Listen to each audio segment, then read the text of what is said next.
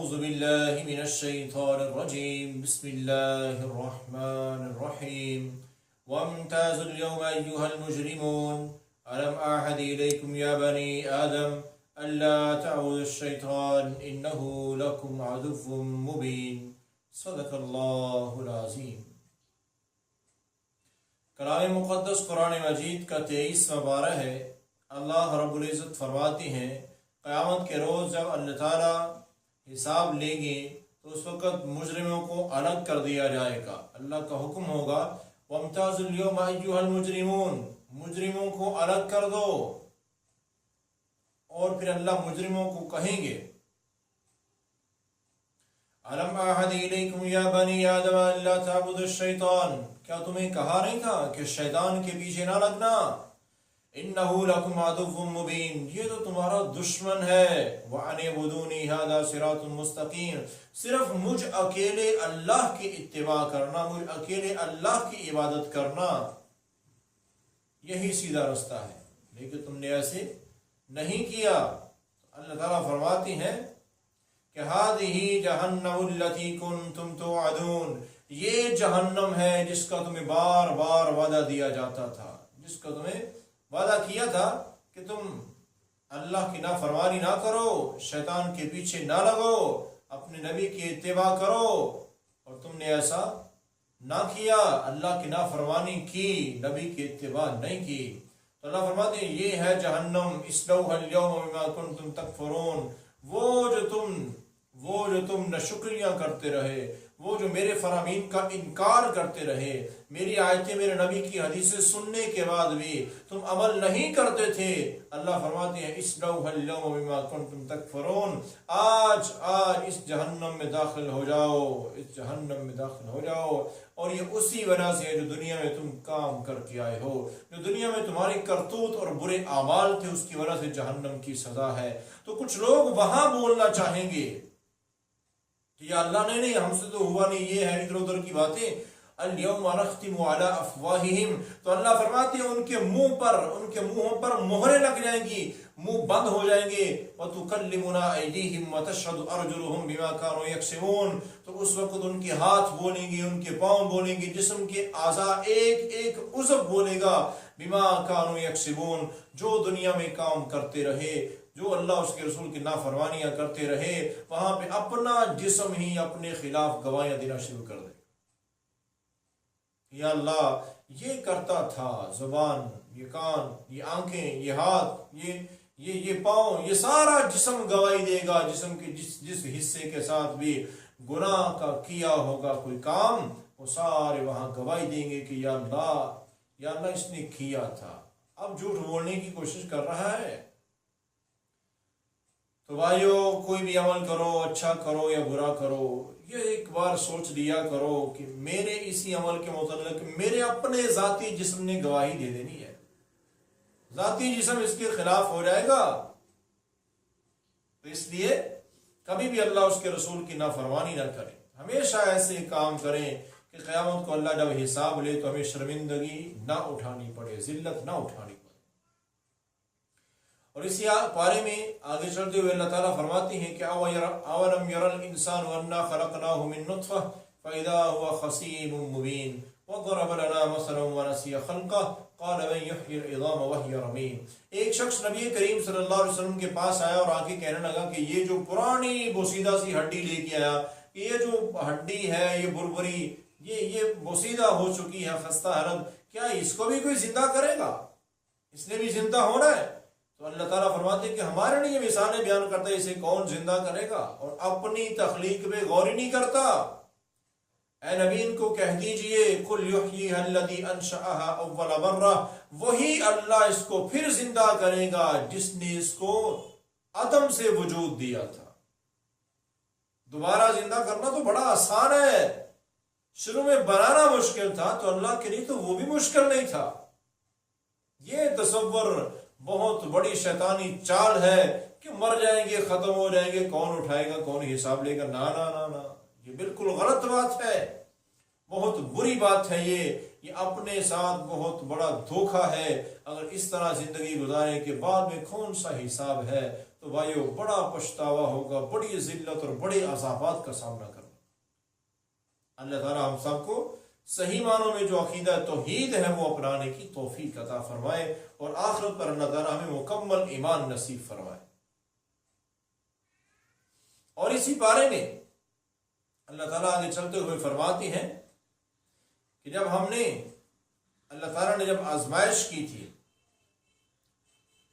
اور اس وقت اللہ تعالیٰ فرماتے ہیں کہ وَهَلْ أَتَاكَ نَبَأُ الْخَصْمِ إِذْ تَسَوَّرُوا الْمِحْرَابَ، وہ بات بھی یاد کرو جو سیدنا داؤد علیہ السلام کے متعلق ہے۔ اللہ تعالیٰ یہاں پر ایک واقعہ بیان کرتے ہیں، اس میں ہمارے لیے بڑا بہترین سبق ہے۔ اللہ تعالیٰ فرماتے ہیں کہ جب داؤد علیہ السلام اپنے عبادت خانے میں، عبادت کی جگہ میں عبادت کر رہے تھے، دروازہ بند تھا، دیواریں بڑی اونچی تھی، تو کیا ہوا؟ اچانک اذ دخلوا علی داؤد ففزع منهم قالوا لا تخف خصمان بغى بعضنا على بعض فاحكم بيننا بالحق ولا تشتت واهدنا الى سواء الصراط۔ تو جیسے وہ دیواریں پھیلا کر اندر داخل ہوئے تو داؤد علیہ السلام گھبرا گئے، پریشان ہو گئے، تو وہ کہنے لگے لا تخف، اے داؤد پریشان ہونے کی ضرورت نہیں ہے، ہم تو وہ ہیں، وہ دونوں کہنے لگے کہ ہم تو وہ لوگ ہیں کہ ہمارا آپس میں جھگڑا ہو گیا ہے، آپ سے ہم فیصلہ کروانے کے لیے آئے ہیں، ہم کو غلط سوچ غلط نیت سے نہیں آئے۔ تو بات یہ ہے کہ آپ صحیح انصاف کے ساتھ فیصلہ ہمارے درمیان کر دیں۔ اب یہ دونوں میں سے ایک بندہ بول رہا ہے، کہتا ہے کہ آپ صحیح ہمارے درمیان فیصلہ کر دیں۔ بات یہ ہے ان ھذا اخی لہ 99 ناجہ ولی ناجۃ واحدہ، اس بندے کے پاس، اس دوسرے کے پاس 99 دمبیاں ہیں اور میرے پاس ایک ہے۔ اور یہ کیا کرتا ہے؟ فقال اکفلنیھا واصدنی فی الخطاب، یہ کہتا ہے کہ وہ بھی ایک مجھے دے دو، اور باتوں میں یہ بڑا چلاک ہے، جس کے پاس یہ بات لے کے جاتی ہیں یہ باتوں میں غالب آ جاتا ہے اور فیصلہ اسی کے حق میں ہوتا ہے۔ اب آپ دیکھیں، اس کے پاس 99 ہے، میرے پاس ایک ہے، اور یہ ایک ہی مجھ سے مانگنا چاہتا ہے، مانگ رہا ہے مجھ سے۔ تو داؤد علیہ السلام نے جب اس کی بات سنی تو بظاہر تو یہی لگ رہا تھا نا کہ ایک کے پاس 99 پہلے ہے اور وہ ایک بیچارے کے پاس ایک ہے، تو کہتا وہ بھی ایک بھی دے دو مجھے، تو یہ تو ظلم ہے۔ تو یہی دینا داؤد علیہ السلام نے کہا وَإِنَّ كَثِيرًا مِّنَ الْخُلَطَاءِ لَيَبْغِي بَعْضُهُمْ عَلَى بَعْضٍ إِلَّا الَّذِينَ آمَنُوا وَعَمِلُوا الصَّالِحَاتِ وَقَلِيلٌ مَّا هُمْ۔ فرمایا کہ یہ جو ایک کا سوال کر رہا ہے، ایک بھی مانگ رہا ہے، یہ تو ظلم ہے، یعنی کہ صحیح نہیں کر رہا ہے یہ۔ اب یہ فیصلہ داؤد علیہ السلام نے سنا دیا اور وہ چلے گئے۔ اب ہوا کیا؟ جیسے ہی وہ گئے وَظَنَّ دَاوُودُ أَنَّمَا فَتَنَّاهُ فَاسْتَغْفَرَ رَبَّهُ وَخَرَّ رَاكِعًا وَأَنَابَ، تو داؤد علیہ السلام کو گمان ہوا یہ تو اللہ کی بہت بڑی آزمائش تھی مجھ پہ، میں فیصلہ ہی صحیح نہیں کر سکا۔ فوراً اللہ تعالیٰ کے حضور روتے ہوئے معافیاں مانگنے لگے اور سجدے میں گر گئے، اللہ کے حضور جھک گئے۔ فَغَفَرْنَا لَهُ ذَلِكَ، اللہ تعالیٰ فرماتے ہیں کہ ہم نے معاف کر دیا۔ اب غلطی کیا ہوئی ہے؟ اصل بات یہ ہے یہاں پر غلطی کیا ہوئی ہے؟ داؤد علیہ السلام نے فیصلہ تو صحیح لیا ہے، بظاہر دیکھیں ایک کے پاس 99 ہے، ایک کے پاس ایک ہے، 99 والا کہتے ہیں یہ ایک ہی مجھے دے دے، مجھے 100 پوری ہو جائیں گی اور اس کے پاس کچھ نہیں بچے گا۔ تو داؤد علیہ السلام نے یہی کہا نا کہ اس سے نہ مانگ، اس کے پاس جو ایک ہے وہ رہنے دے۔ غلطی یہاں پر کمی داؤد علیہ السلام سے کوتاہی یہ ہوئی کہ انہوں نے صرف ایک کی بات سنی، دوسرے کی بات ہی نہیں سنی۔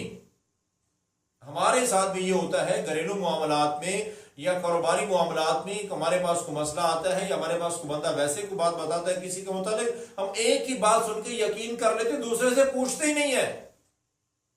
تو ہمیشہ جہاں بھی دو کی بات ہو، دو لوگ ہوں، دو فریق ہوں، دو جماعتیں ہوں، کوئی بھی ہوں، ہمیشہ فیصلہ دینے سے پہلے دونوں کی مکمل بات اچھے انداز میں تحقیق کے ساتھ سن لینی چاہیے، سننے کے بعد فیصلہ دیں۔ کئی دفعہ جو ہمیں ایک معصوم لگ رہا ہوتا ہے، یہ بڑا چالاک لگ رہا ہوتا ہے، وہی حقیقت میں قصوروار ہوتا ہے۔ لیکن اگر ہم دوسرے کی بات سنیں گے نہیں، اس کی معصومیت پر آ جائیں گے یا اس کی چالاکی پر آ جائیں گے تو غلط فیصلہ کر دیں گے۔ اللہ یہی ہمیں بتاتے ہیں کہ جب بھی دنیا میں کہیں کسی کام کی کوئی فیصلہ کرنا ہے تو ہمیشہ دونوں فریقین کی مکمل بات سنا کرو، اس کے بعد فیصلے کی طرف آؤ، اس کے بعد اس طرف آؤ کہ تم کوئی فیصلہ کسی مقام پر یا کسی حد تک پہنچ سکو۔ تو یہ ہے بہترین طریقہ فیصلہ کرنے کا، چاہے وہ گھر کے معاملات میں ہو، معاشرے کے معاملات میں ہو، کاروبار کے معاملات میں ہو، ہمیشہ مکمل تحقیق تصدیق کے بعد بھی فیصلہ کرنا چاہیے۔ اللہ سے دعا ہے اللہ تعالیٰ ہمیں عمل کی توفیق عطا فرمائے۔ اور اسی پارے میں آگے چلتے ہوئے اللہ تعالیٰ آخر میں فرماتے ہیں کہ لیکن الذین اتقوا ربهم لهم غرف من فوقها غرف مبنیہ۔ اللہ تعالیٰ فرماتے ہیں کہ جو لوگ بھی مجھ سے ڈر گئے، متقی بن گئے، گناہوں کو چھوڑ دیا، جو میں نے اور میرے نبی نے کہا اس کے مطابق عمل کیا، تو اللہ فرماتی لہم غرف من فوقها غرف مبنیہ، تو ان کے لیے بھی بڑے بڑے محلات ہیں جنت میں، اور سونے چاندی کی اینٹوں کے محل تو ہیں ہی۔ نبی کریم صلی اللہ علیہ وسلم کا فرمان ہے ان فی الجنت خیمۃ من لؤلؤ مجوفہ عرضها 60 میلا، وہاں میں تو کئی میلوں میں پھیلے ہوئے ایسے محلات ہیں جہاں پر سونے چاندی کا استعمال نہیں کیا گیا، اللہ نے وہ سارے کے سارے محل ہیروں سے بنائے ہوئے، ہیرے کے بنے ہوئے محلات ہیں۔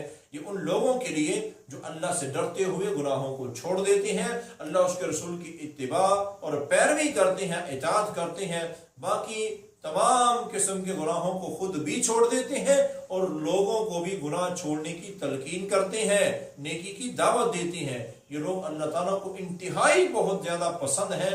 ایسے لوگ ہیں جن کو اللہ قیامت کے روز فیصلے کے بعد جنت کا داخلہ دیں گے، اور جنت میں ہیروں کے بنے ہوئے محلات اللہ ان کو عطا فرمائیں گے۔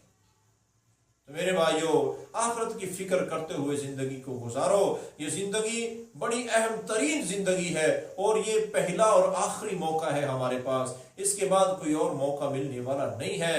اللہ سے دعا ہے اللہ تعالی ہمیں ہر وقت اپنی آخرت کی فکر اور تیاری کرنے کی توفیق عطا فرمائے۔